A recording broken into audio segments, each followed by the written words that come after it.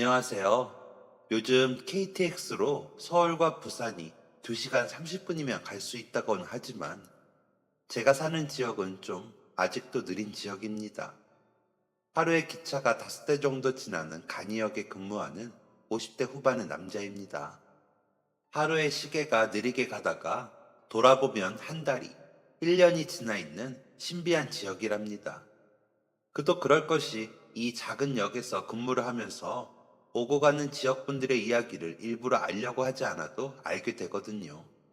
저희 역이 100주년 기념 스탬프를 발급한지라 가끔 그 도장을 받기 위해 오시는 관광객분들이 낯선 일하는 것 또한 한눈에 표가 나는 동네이다 보니 더 그렇지요. 제 아내가 복지사 일을 하며 지역 어르신들을 살피다 보니 더 그럴 수도 있겠지만 젊은 분들보다는 연세가 지긋하신 분들이 더 많이 이용하시는 역이라 작은 간이역이어도 한가한 시간이 아니면 제법 분주하기도 합니다.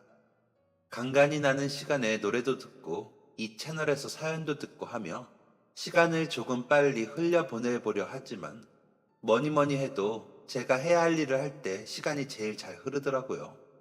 그래서 저는 게으름 피우지 말고 일하자는 생각으로 움직이고 있습니다. 우리 늦둥이 막내 공주에게 부끄럽지 않은 아빠가 되자는 생각을 해서 더 열심히 하고 있습니다. 그러다 보면 어르신들이 저번에 고마웠어. 우리 집 닭이 알을 낳았어. 라며 달걀을 가져다 주시기도 하고 제철 채소들을 가져다 주시기도 해 푸짐한 한상 차림을 만들어 주시기도 합니다. 아직 시골 인심이라는 게 남아있는 지역이다 보니 저희는 당연히 한 업무들을 고맙게 생각해 주시는 어르신들도 많으시고 텃밭에서 일구신 작물들은 당연히 나누시기도 하거든요. 그러다 보니 어르신들의 일을 그냥 모른 척 하기도 힘듭니다. 한 해 한 해 나이가 드실수록 잘하시던 일들도 어려워지는 게 나이라는 놈을 먹는 건지 표 발권하시는 것도 혼자 또는 두 분이서 머리를 맞대어 하셔도 시간이 오래 걸리거나 못하시는 분들도 계시거든요. 그럴 때 저희 직원들과 제가 지켜보기보다 적극적으로 도와드리면 그렇게 고맙다고 하십니다. 그러다 보니 저희가 하는 일이 되게 보람되고 마음이 따뜻해지는 기분일 때가 종종 있답니다. 제가 이렇게 사연을 보내자 결심하게 만드신 어르신도 그런 분들 중 한 분이십니다. 저는 이 어르신을 지금도 특별히 기억하고 있는데 그 사연을 들려드릴까 하여 이렇게 글을 시작해 보았습니다. 이 어르신을 처음 뵌 건 5년 전쯤이었던 것 같습니다. 역을 잘 이용하지 않으셨던 건지 눈에 익은 분이라 이사를 오셨나 했죠. 역사 안에 들어오셔서 살피시기에 지켜봤거든요. 유모차를 끌고 계셨는데 간혹 나이가 있으신 분들은 걸음 걷는 보조기구로 손자, 손녀가 쓰던 유모차를 밀며 짐까지 싣고 다니시기도 하시거든요.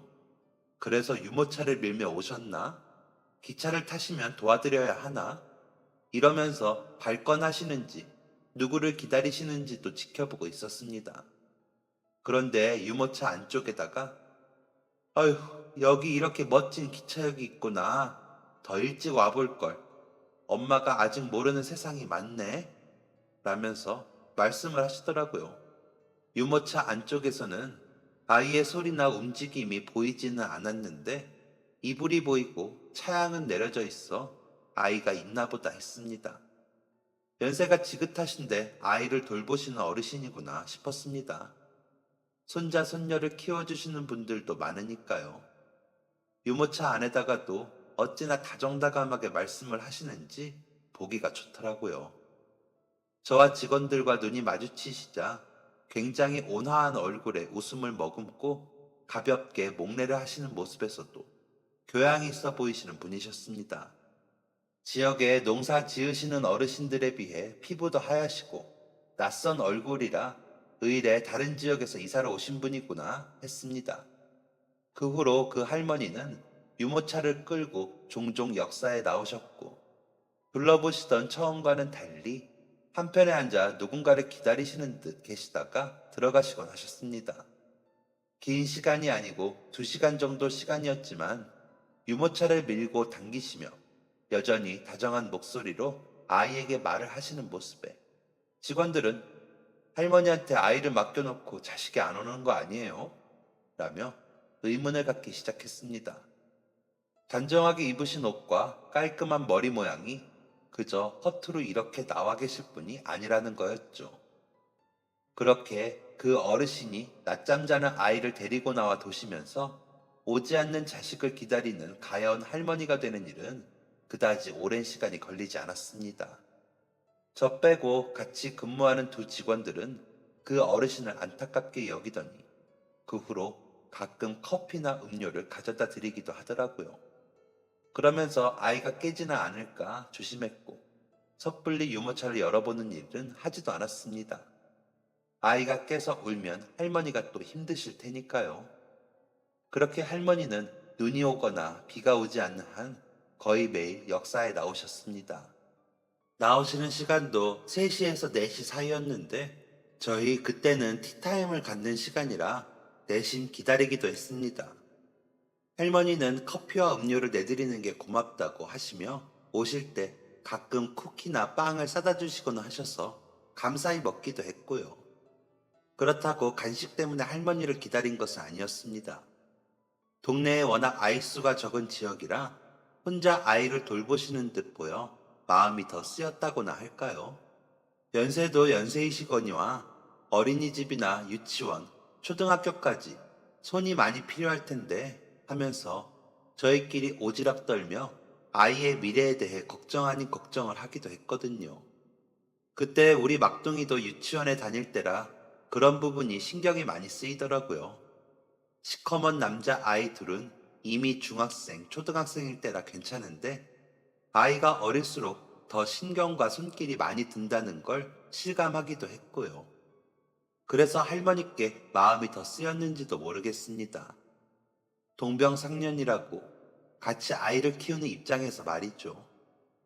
이 지역에서 자라지는 않았지만 제법 오래 지낸 곳이라 지역과 지역민들에 대한 애정이 높기도 했고요. 다른 어르신들은 오래 안 보이시면 혹시나 싶어 아내에게 물어보기도 하고 같은 마을에 사시는 어르신들에게 여쭈어보며 지내거든요. 자식들은 타지에 나가 살고 어르신들만 지내는 집들이 많다 보니 서로서로 별일이 없나 살피시기도 하니까요.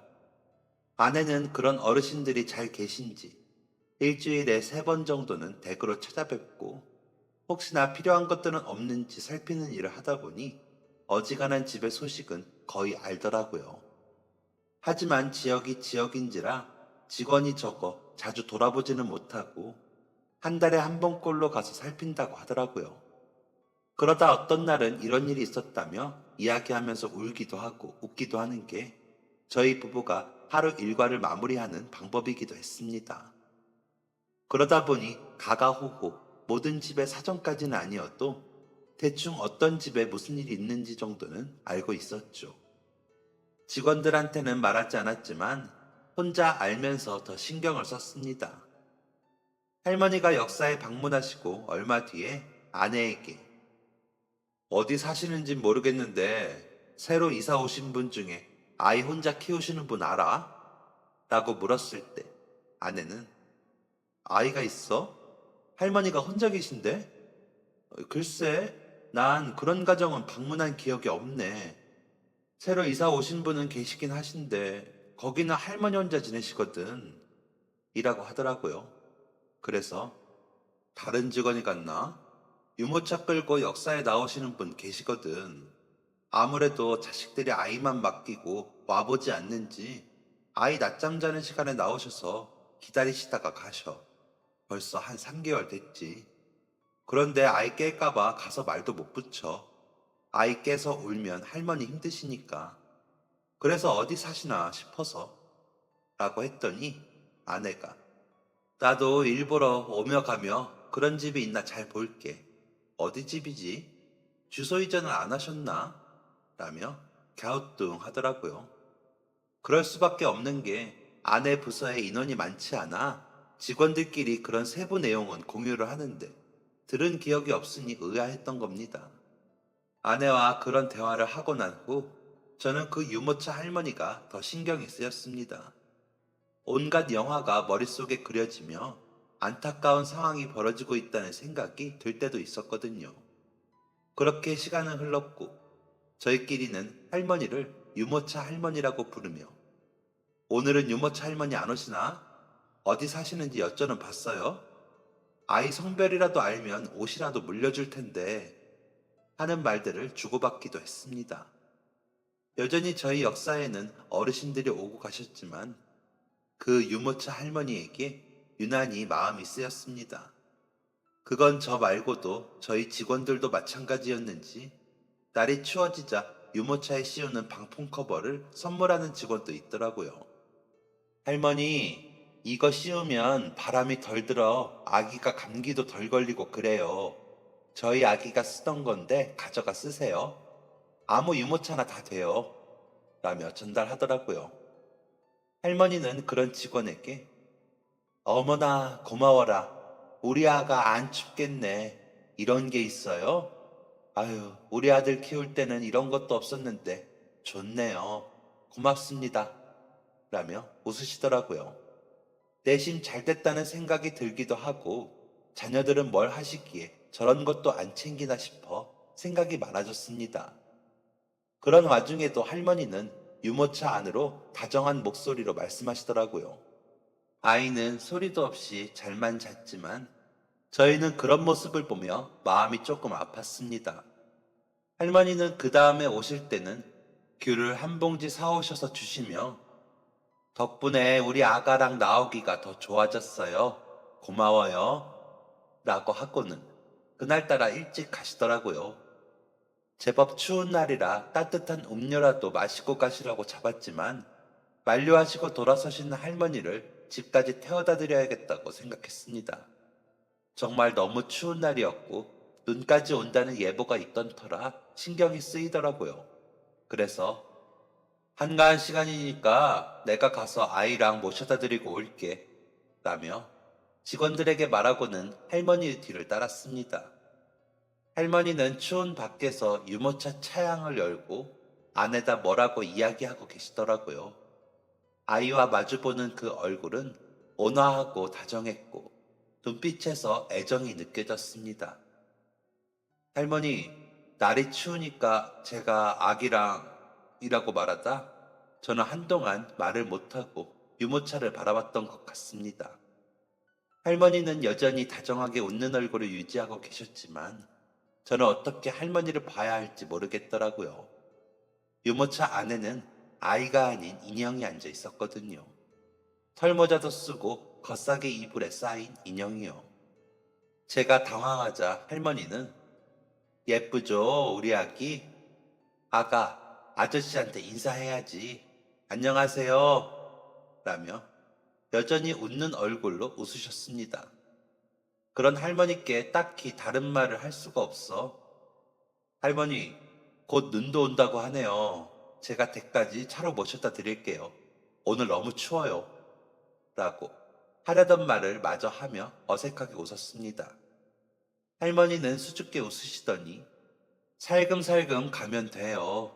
선생님 피곤하게 할 수는 없죠. 말만이어도 고마워요.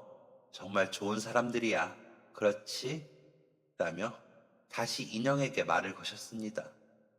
그냥 돌아설 수는 없어. 할머니를 일으켜 제 차까지 안내를 하고 조심히 인형을 할머니 품에 안겨드린 뒤 트렁크에 유모차를 실었습니다. 할머니는 막내가 타는 카시트를 보셨는지 집에 아이가 있나 봐요. 라고 하시더라고요. 여전히 품에 인형을 귀하게 안으시고요.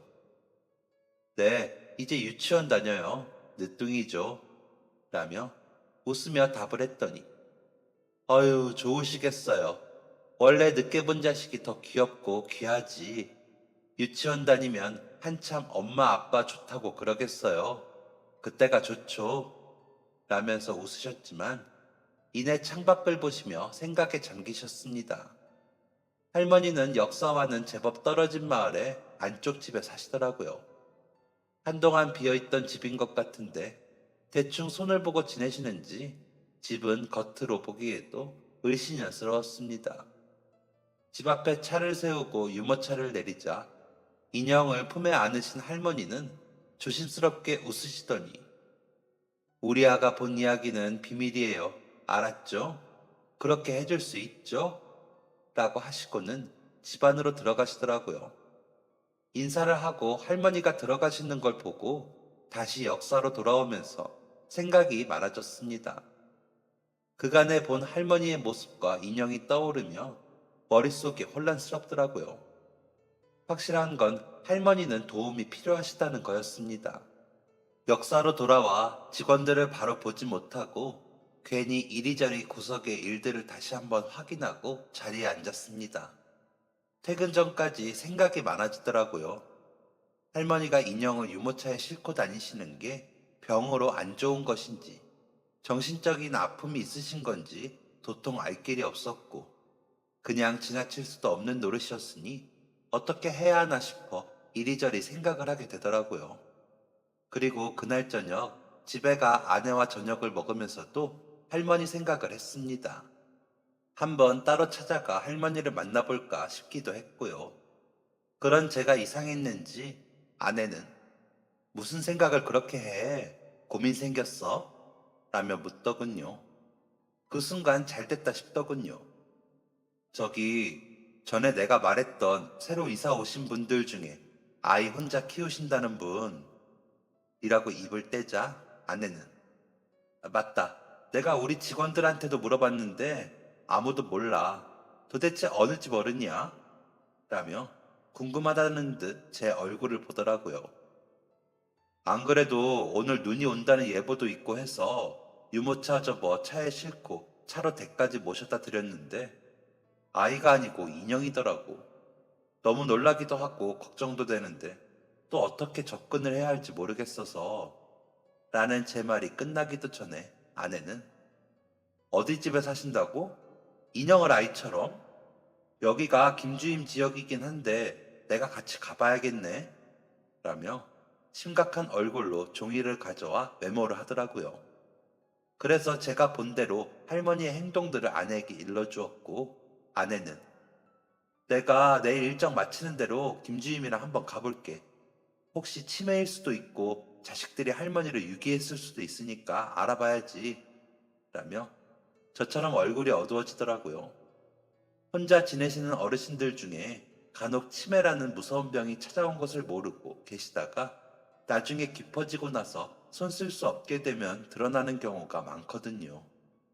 아니면 자식들이 어르신들에게 관심이 없고 방치하다 외로움이 정신병적 행동을 만들고 그러다 남들이 모르는 본인만의 세상에 빠지시는 분들이 계시거든요.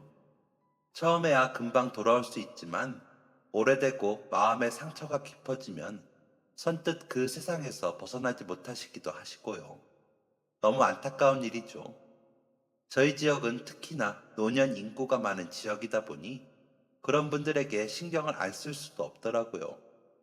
다음 날도 일이 손에 안 잡히기는 마찬가지였습니다. 혹시나 할머니가 마음이 안 좋으실까 걱정도 되고 아프신 거면 어쩌나 하는 걱정도 되고요. 직원들은 어제 할머니가 사다 주고 가신 귤을 까먹으며 오늘은 안 오시나 봐요, 유모차 할머니 라며 역사 안을 기웃대더라고요. 저는 제발 아내와 길이 어긋나지 않길 바라면서 할머니에게 그저 어떤 사연이 있어 마음의 위안을 받으시려 유모차를 끄신 것이길 바라고 바랐습니다. 집도 환경 개선 프로젝트의 도움을 받으면 더 나은 집에서 지내실 수 있으시니 연계가 잘 되길 바라는 마음도 있었습니다. 사실 제가 다섯 남매인 집안의 셋째인데 위로는 누님과 형님, 아래로는 두 여동생이 있습니다.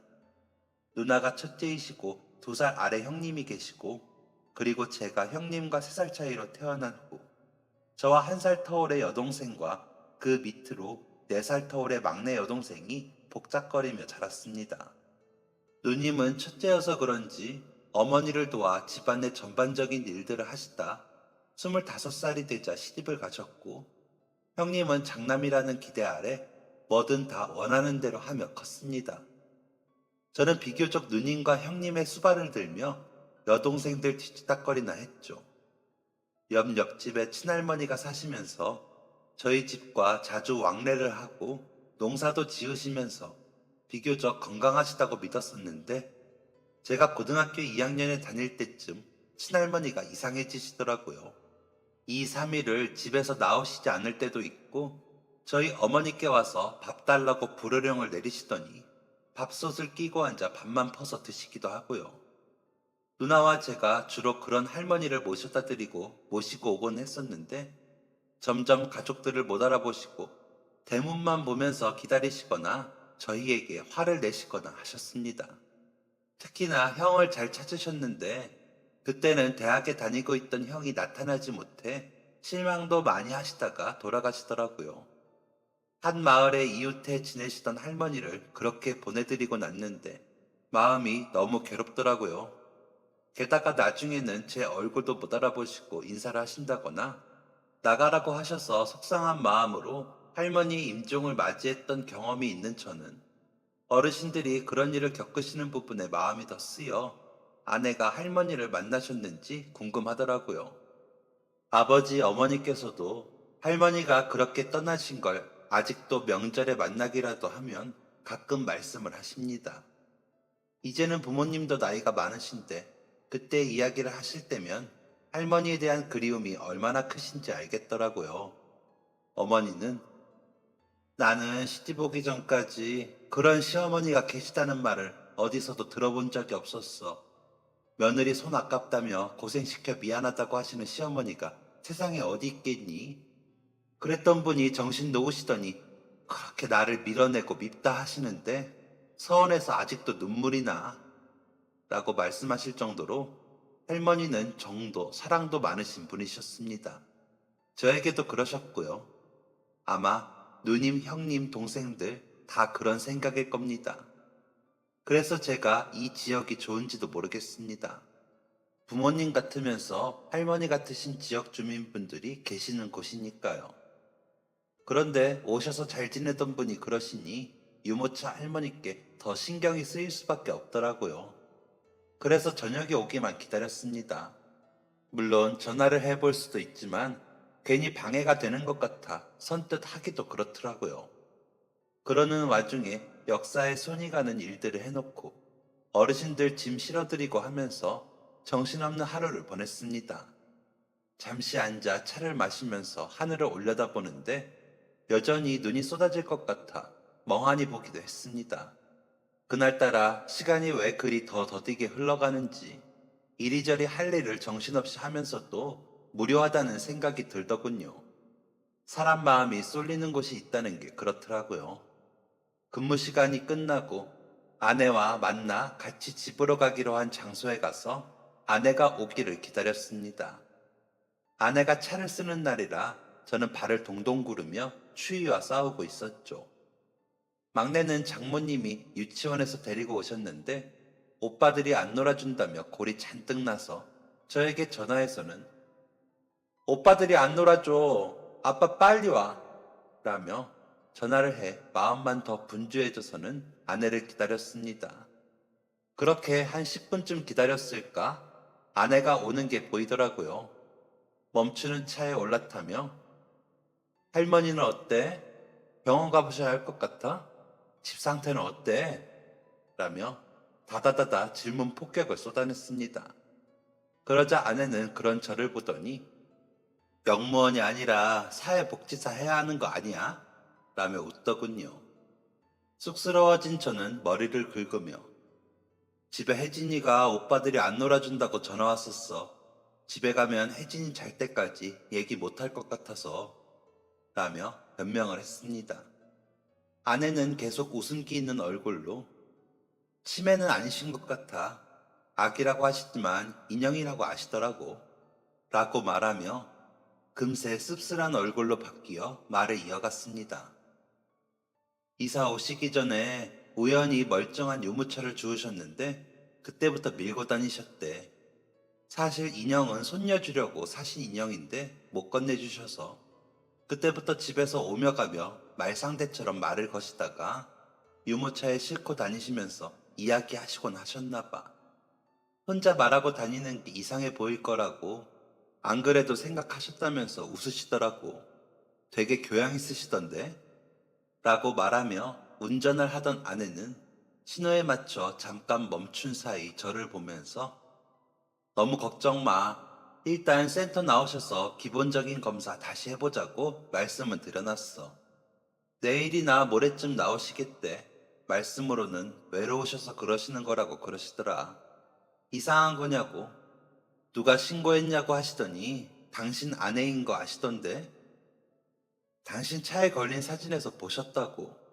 집은 진짜 손 좀 봐야겠더라고요. 라면서 다시 운전을 하더라고요. 손녀한테는 왜 선물을 못 전해주셨대? 라고 물으니 아내는 한숨을 쉬면서 나도 며느리지만 그 집 며느리는 진짜 너무한 것 같아. 할머니가 외아들 하나 검사 만든다고 엄청 고생해서 키우셨나 봐. 남편분 돌아가시고 아들 잘 키우겠다고 가리는 일 없이 하시다가 가사 도우미도 하시고 하면서 아들 뒷바라지를 열심히 하셨나 보더라고요.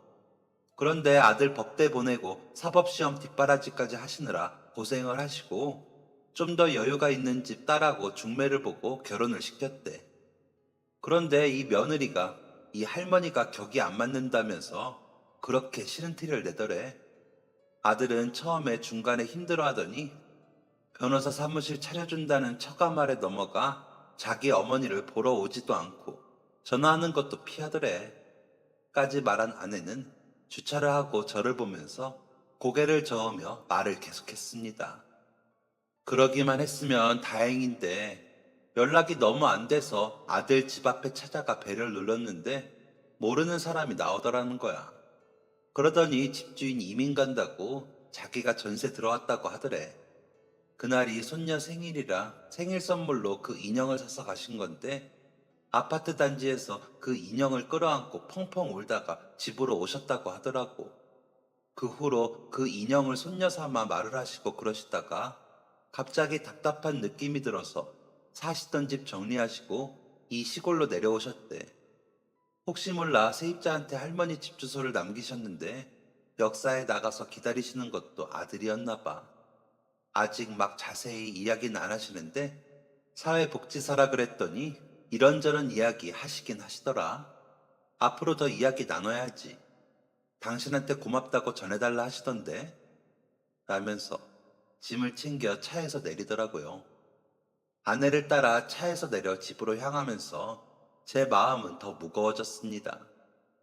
할머니에게 그런 사연이 있었다는 게 마음이 아프기도 했지만 얼마나 외로우셨으면 인형을 동무 삼아 그렇게 데리고 다니셨을지 그 마음이 느껴져 속상하더라고요.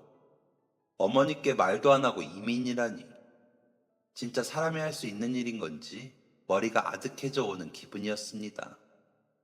아내에게 먼저 들어가라고 하고 혼자 남아 담배를 태우며 어머니께 전화를 걸었습니다.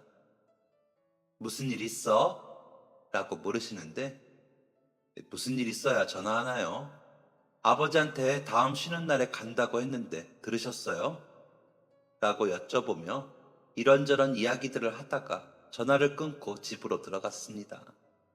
막내는 외할머니와 목욕이 즐거웠는지 어느새 기분이 풀려 강아지처럼 엉덩이를 흔들며 저를 반기더군요.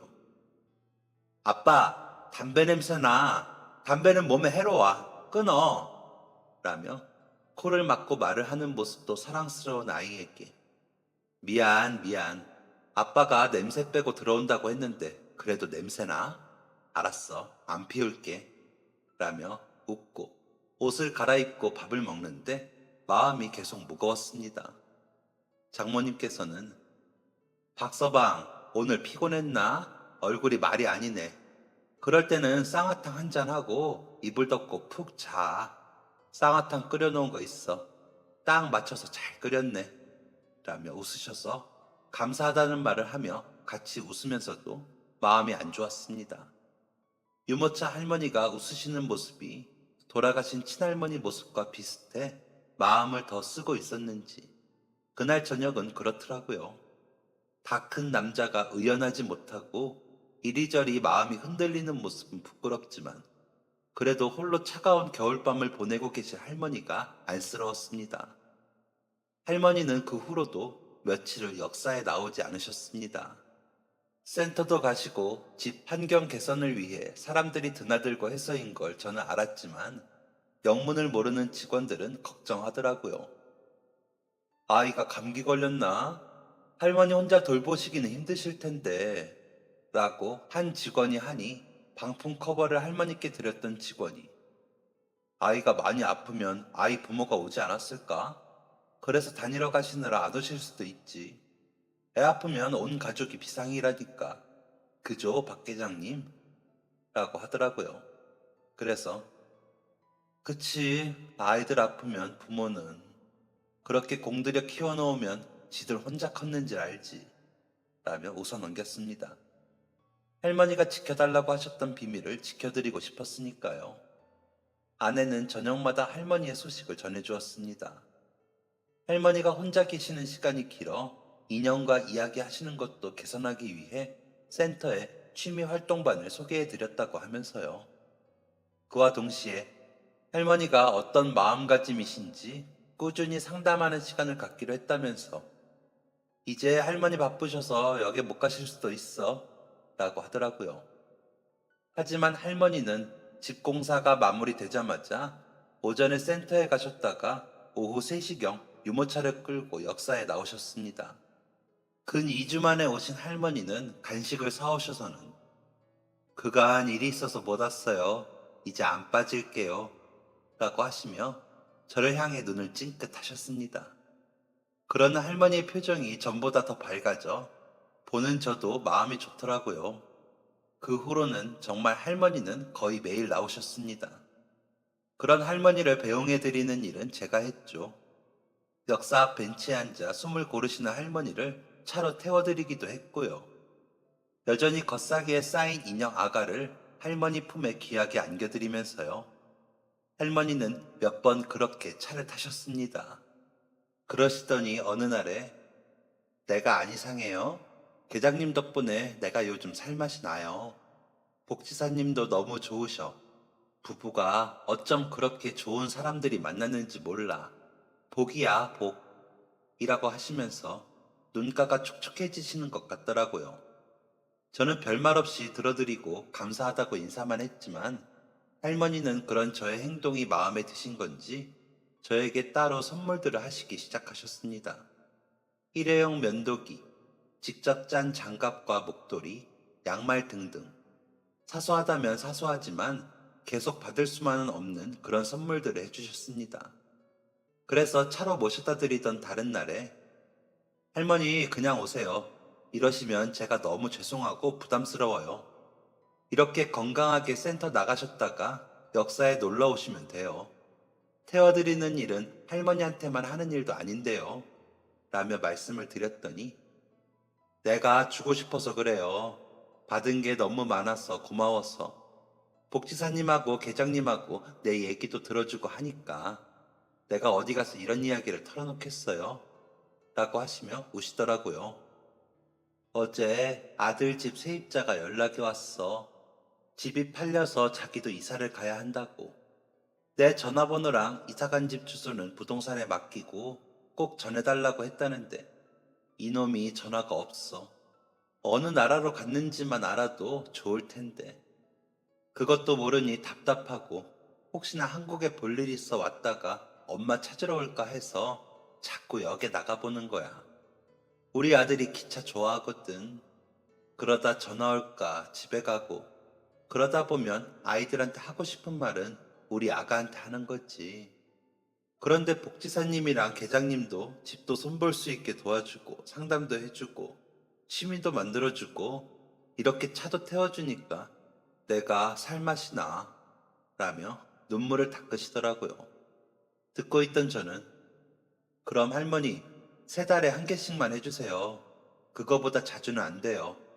3달에 한 번씩만 진짜 주고 싶은 거 하나씩만. 너무 비싸면 안 돼요. 아셨죠? 라고 답을 했습니다. 그제야 환히 웃으시더라고요. 할머니가 그렇게 웃으시니 제 마음도 놓이고 좋았습니다.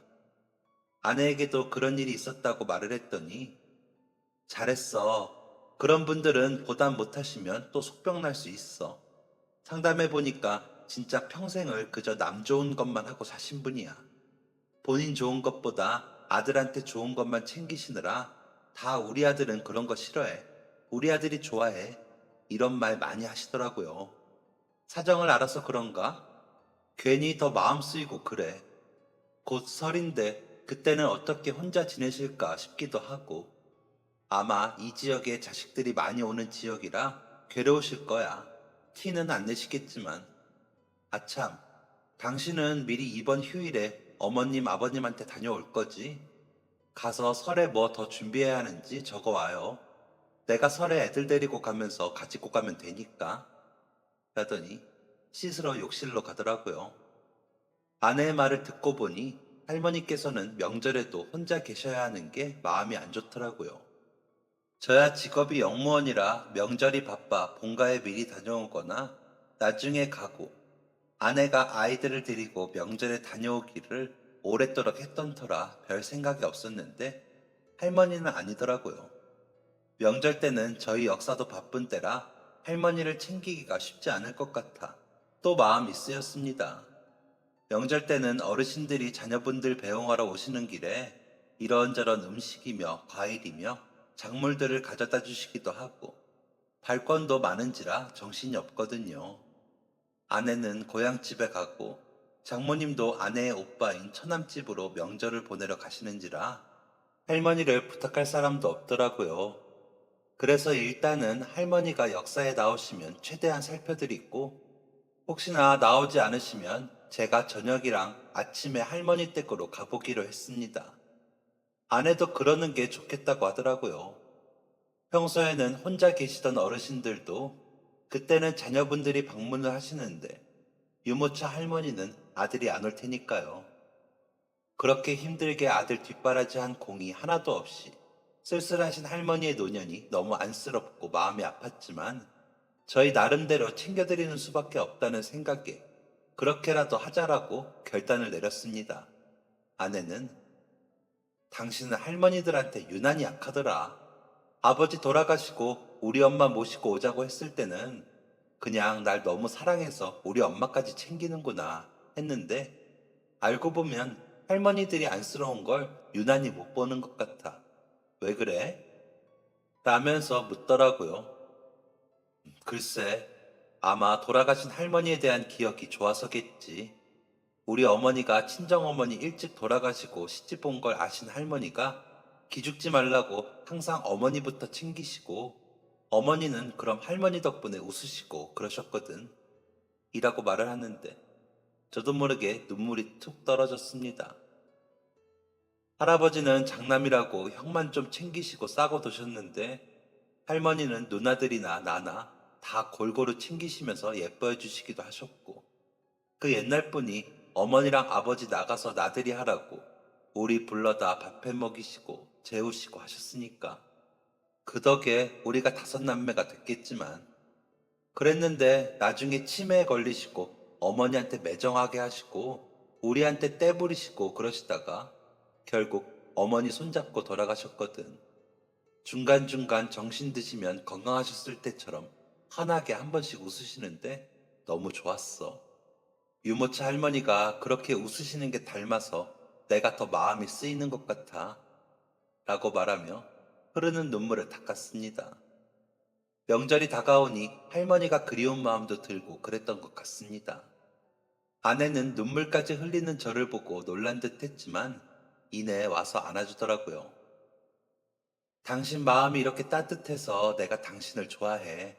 당신은 정말 좋은 사람이야. 라는 말도 함께 하면서요. 덕분에 제가 정말 좋은 사람이 된 것 같아 마음이 뿌듯하기도 하고 더 잘하고 싶은 생각이 들더라고요. 유모차 할머니는 예상대로 명절 기간에는 역사에 나오지 않으셨습니다. 정신없는 하루를 보내면서도 계속 살폈지만 안 오시더라고요.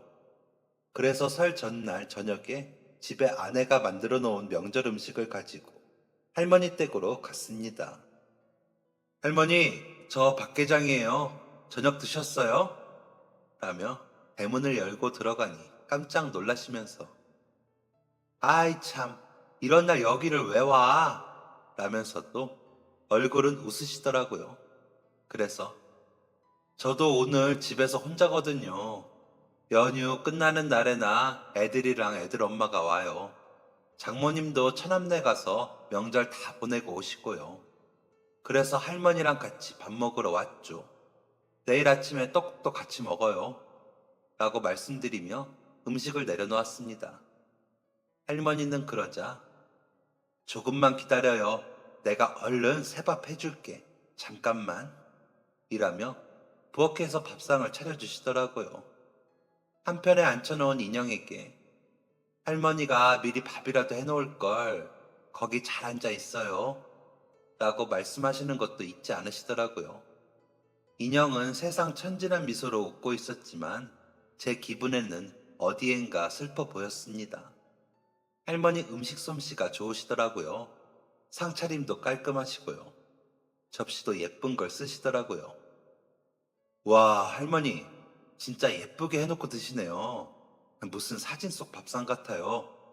라며 제가 너스레를 떨자 내가 제법 유명하신 회장님, 사장님 댁에서도 일을 했거든요. 그래서 우리 아들도 그렇게 차려 먹이려고 내가 신경 썼었지. 어릴 때부터 공부도 잘하고 착해서 어디 가서 꼭 높은 사람 되고 대접받으라고 내가 상을 회장님, 사장님 집처럼 차려줬어. 근데 오랜만에 하려니까 잘 안 되네.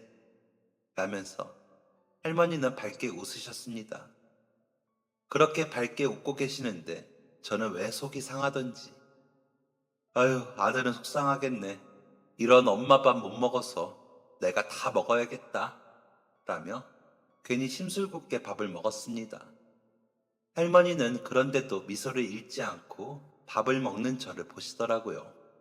그 눈빛에서 너무 짙은 외로움이 느껴져서 마음이 또 찌릿하더라고요. 다음날 아침도 떡국 재료를 집에서 준비를 해가 할머니 댁에 가서 끓였습니다. 역시나 예쁜 그릇에 정갈하게 담아주시는 할머니의 솜씨에 더 맛있게 먹었죠.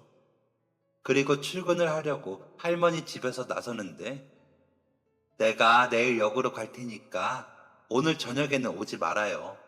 이따가 마을 회관에서 뭐 한대.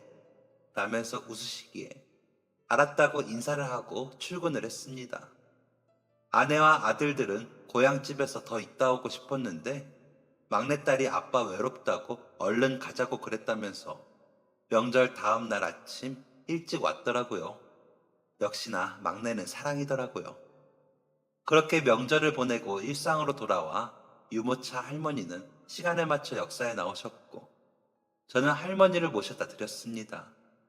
그러는 사이 직원들은 할머니 유모차에 앉아 있는 게 아이가 아니라 인형인 걸 알게 되었고 처음에는 놀라는 듯 하다가 사연을 듣고는 안타까워 하더라고요.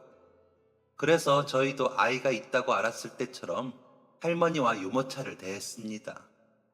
그렇게 하는 게 할머니를 더 마음 편하게 해드리는 것 같아서요. 그렇게 시간은 한 해 한 해 흐르고 3년 전 코로나가 발병하면서 모두 다 힘들게 지낼 때 할머니는 더 힘들게 지내시더라고요. 센터도 휴강이 돼버리고 상담도 일시적으로 중단됐고 역사에도 오래 계시지를 못하게 되니 할머니에게는 더 고립이 심해진 시기가 돼버리신 거죠. 그러면서 할머니의 건강이 좋아지지 않는 게 느껴졌습니다. 아들이 코로나 때문에 한국에 들어오기가 힘들어졌다는 사실에 실망이 커지니 마음이 더 힘드셨던 것 같더라고요.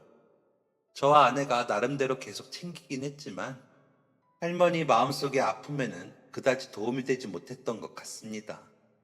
그러더니 결국 1년 전쯤에는 거동이 너무 많이 힘들어지셨고 집에만 계시게 되셨습니다. 제가 쉬는 날에 맞춰 병원에 모시고 다녀봤지만 노환이라는 말만 하고 입원을 권유하더군요. 하지만 할머니는 제가 가족이 없어서 혼자 입원할 수가 없어요. 라면서 거절하시기에 와이프한테 알아봐서 간병인 서비스 받을 수 있게 알아볼게요. 입원하세요. 라고 했습니다. 그러자 제 손을 잡으시더니 요즘 같은 때 병원에 있으면 나오지도 못하고 면회도 안 된다면서요. 그럼 복지사님이랑 계장님이랑 얼굴도 못 보잖아. 라며 웃으시는데 너무 기운이 없어 보여 더 마음이 아파오더라고요. 그래서 할머니, 아들 컴퓨터 주소나 이런 것도 몰라요? 아니면 아들 옛날 명함 같은 거라도 줘봐요. 라고 했더니 역시나 이메일 주소가 있더라고요. 되던 안 되던 해보자 싶어 이메일로 편지를 보냈습니다. 제 전화번호와 이름까지 밝혔고 할머니가 많이 편찮으시니 연락 좀 달라고요. 며칠 동안 확인해봤지만 메일도 읽질 않더라고요. 제목부터 어머님 일이라고 썼는데 보지 않기에 오기가 난 건지 가끔 발동하는 고집이 일어선 건지 3, 4일에 한 번씩 계속 메일을 보냈습니다. 여전히 읽지는 않았지만요. 할머니는 점점 더 일어서지 못하셨고 자리를 보전하고 누우셨습니다. 그래서 낮에는 아내가 짬을 내 가보고 저녁에는 제가 가보는 식으로 할머니를 돌봤습니다. 그날은 유난히 추워 할머니 집이 추울까 싶어 더 서둘러 할머니 댁으로 갔습니다. 집으로 들어서자 할머니는 눈을 가늘게 뜨시고는 제게 왔어. 고마워. 근데 이제 내가 우리 곰돌이를 못 볼 것 같아. 계장님이 좀 해줄래? 라고 하시더라고요. 할머니랑 떨어지면 곰돌이 병나요. 얼른 일어나서 유모차 좀 태워줘야지. 라고 대답하고 미음이라도 드시게 하려고 부엌에 다녀왔는데 할머니의 숨소리가 너무 잦아졌더라고요. 그래서 할머니, 할머니 하는데 의식이 없으시더라고요. 구급차를 부르고 병원으로 가는데 외진 지역이라 시간은 오래 걸리고 할머니는 점점 더 의식이 없어지시더니 병원에 도착했을 때는 이미 돌아가셨더라고요. 아내에게 연락해 할머니를 모실 수 있도록 하고는 다시 한번 아들 이메일로 연락을 했습니다. 어머니가 돌아가셨으니 제발 연락 좀 달라고요. 할머니 장례는 마을 회관에서 동네 분들이 치러주셨습니다. 상주도 없는 그 장례는 모두가 슬펐지만 누구 하나 크게 우는 사람은 없었죠. 그저 눈물만 줄줄 흘리며 장례는 진행이 되었습니다. 할머니는 마치 돌아가실 것을 아셨던 분처럼 장례 비용, 화장 비용, 근처 공원묘지에 납골당 비용을 다 봉투에 넣어 구분한 뒤 서랍에 넣어 두셨더라고요. 옷가지들도 얼마 되지도 않았고 그릇도 딱 한 세트 뿐이었고 수저, 젓가락도 2벌 뿐이었습니다. 그리고 곰돌이 인형이 남았더라고요. 다른 것들은 정리를 하고 집 주인 아주머니께 말씀드려 집 보증금은 할머니 통장에 넣어두었습니다. 혹시라도 아드님이 오시면 전해드리려고요. 다른 짐들은 폐기물 센터를 불러 보내고 집을 비운 후 곰인형은 할머니 말씀대로 제가 가지고 갔습니다. 안고 집으로 갔는데 정말 돌 정도 된 아이 같더라고요. 할머니 마음이 이해가 가는데도 마음이 허전하더라고요. 곰인형을 가지고 들어가니 막내 아이가 달려나와 와, 인형이다 하면서 반기더군요. 초등학생이 되어 이제는 인형보다 휴대전화를 더 좋아하는 녀석이어도 반갑긴 했나 봅니다. 근데 아빠, 이거 왜 이렇게 낡았어? 배도 홀쭉하고, 에이 하면서 저에게 돌려주는데 그러고 보니 배 쪽이 너무 홀쭉하더라고요. 그래서 배를 채우고 세탁도 좀 해야겠다 싶어 집에 아이들 어릴 때 입던 옷들을 얇게 자르고 곰돌이의 등 쪽에 바늘담을 열었습니다. 큰 공사이니 아내와 함께 했죠. 그런데 거기에 반으로 접은 봉투 2개가 나오더라고요. 봉투를 펴보는 순간 아내와 저는 엉엉 소리를 내며 울었습니다. 봉투 겉면에 복지사님, 계장님 이렇게 적혀 있었거든요. 각각 100만 원씩 들었더군요. 할머니가 하시고 싶은 말씀이 무언지 알 것 같았고 그 마음에 애틋해 눈물이 났습니다.